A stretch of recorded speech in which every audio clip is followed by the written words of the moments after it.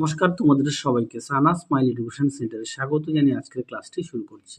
আজকে তোমাদের সঙ্গে আলোচনা করব তোমরা যারা পঞ্চম শ্রেণীর প্রথম পর্যায়ক্রমিক মূল্যায়ন পরীক্ষা দেবে তোমাদের জন্য প্রশ্নবিচিত্রার পরিবেশ বিষয়ে মডেল নম্বর 16 নম্বর স্কুলটা সমাধান করে দেখাবো। চলো দেরি না করে মূল বিষয়ে যাওয়া যাক। দেখো, প্রথমে আছে শূন্যস্থান পূরণ।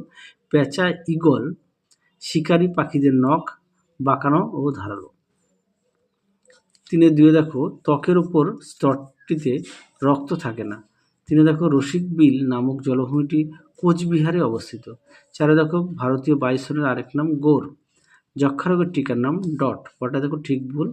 2 এর একটা ঠিক, 2 এরটা ভুল, 3 এরটা ঠিক, 4 এরটা ভুল, 5 এরটা ভুল।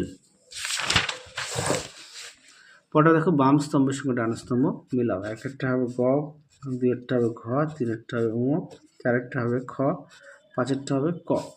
পরবর্তী দেখো, 4 একে কি আছে? মানুষের কাঁধ থেকে কোনি পর্যন্ত থাকা অস্থির নাম। উত্তর লিখবে হিউমেরাস, অপশন খ। 4 2 দেখো, কার নখ থাবায় লুকানো থাকে? উত্তরটা লিখবে বিড়ালের, অপশন গ।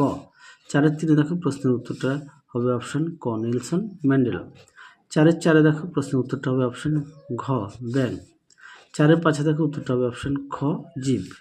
পরবর্তী প্রশ্ন দেখো, মেলানিয়া দুটি কাজ লেখো। দেখো উত্তর, দেখো প্রশ্নের উত্তর তোমরা এখান থেকে এই পর্যন্ত লিখবে। দেখো কাজও দেওয়া আছে।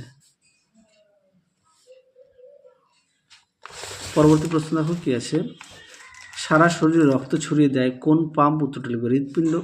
সারা শরীরে রক্ত যাওয়ার দরকার কি?